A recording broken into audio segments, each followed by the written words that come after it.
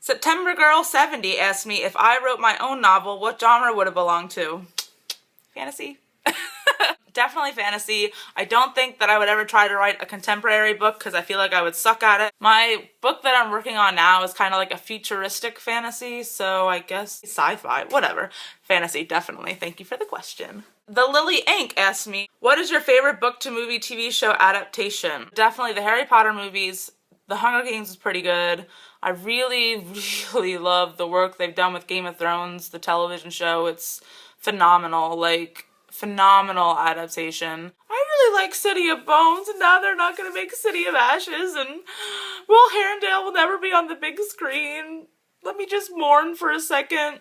I don't really have high expectations when it comes to book to movie adaptations after watching The Lightning Thief and after watching Aragon, because they're both terrible. So I go into movies now expecting not so good adaptations so I can enjoy the movie more. So maybe that's a bad thing, but I don't know. Definitely those couple I like a lot.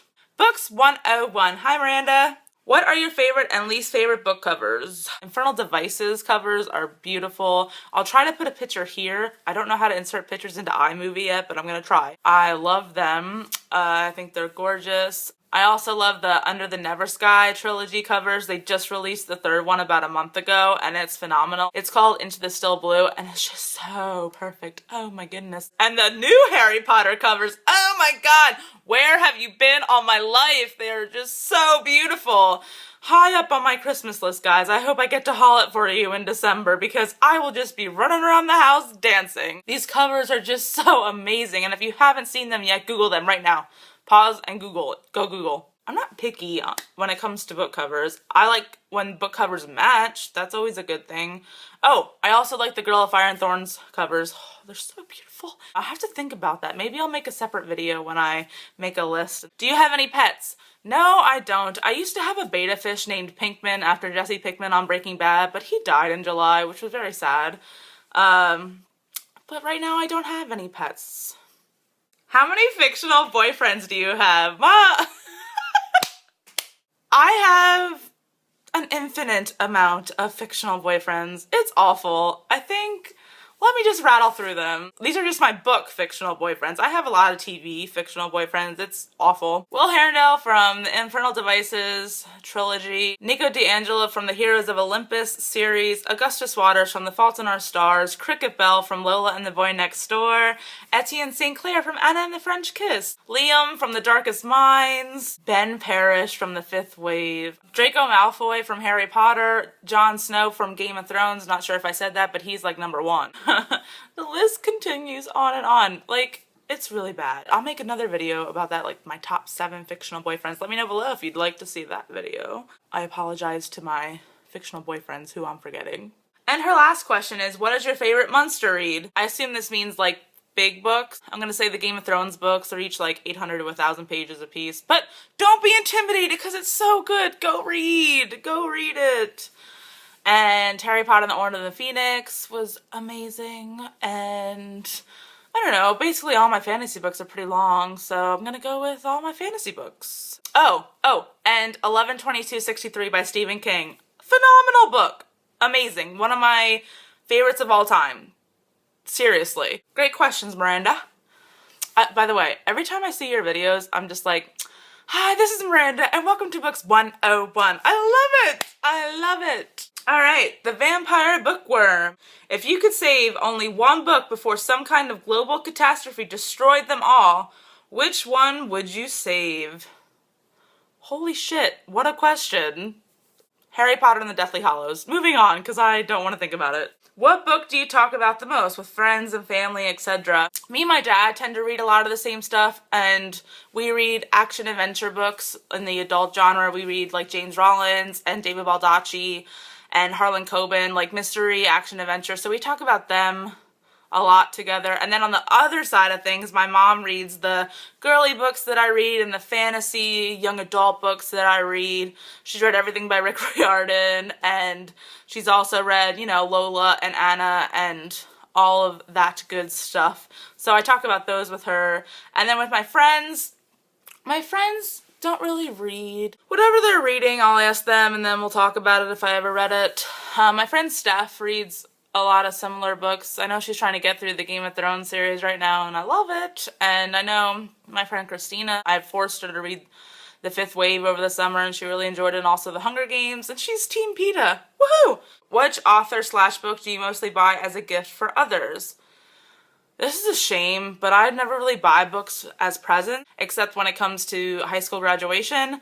And for my cousins, I gave him Oh, the Places You'll Go by Dr. Seuss. I love that book, and it's so like philosophical and has a great message. And then for my sister's high school graduation, I got her The Giving Tree by Shel Silverstein. And if you've never read The Giving Tree, the feels.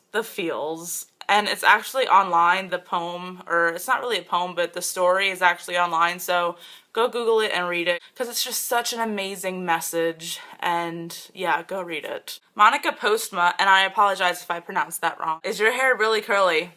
Unfortunately, I hate it so much, and it gets so frizzy and ridiculous, and oof, look at it right now.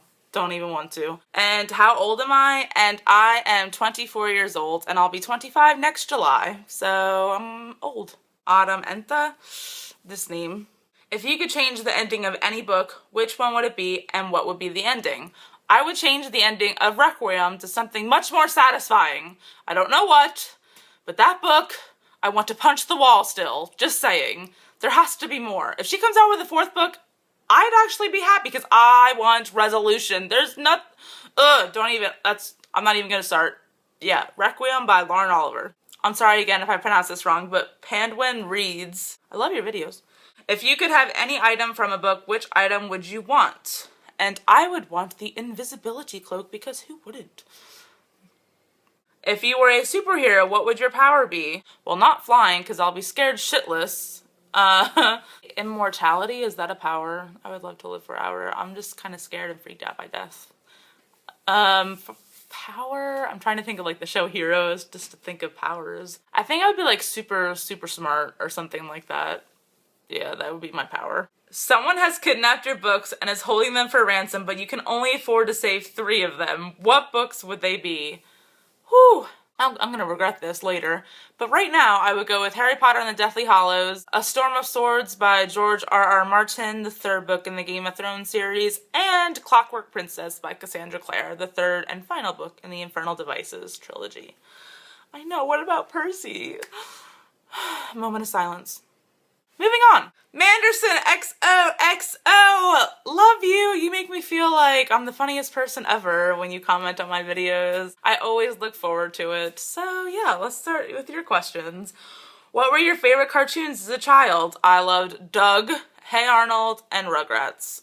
No regrets. If you could eat only one thing for the rest of your life, what would it be? Cheese. I have a cheese problem. Do you have any siblings? I have a sister, Lauren, who's 19 years old, and I also have a half-brother, Landon, who is 4 years old, and they both mean so much to me. And in this category, I'm going to include my cousin Miguel, because he's like my brother, and he is going to be 21, and he also means the world to me as well. If you could swap a sad memory for a happy memory, what would you swap? This is such a hard question. All right, so I'll admit this. About 2 years ago, I lost 70 pounds and it was amazing. And over the last 2 years, I kind of put it all back on. So I definitely would take that back if I could. And I'm working on it. I'm working on getting back down there again. So yeah, I would change that. Which fictional character could you see yourself marrying? Obviously William Herondale, but let's just pick something different. I'm gonna say Cricket Bell from Lola and the Boy Next Door. He's just adorable and he is just an average guy who's tall and he's super nice and super smart and he's just perfect. Cricket Bell.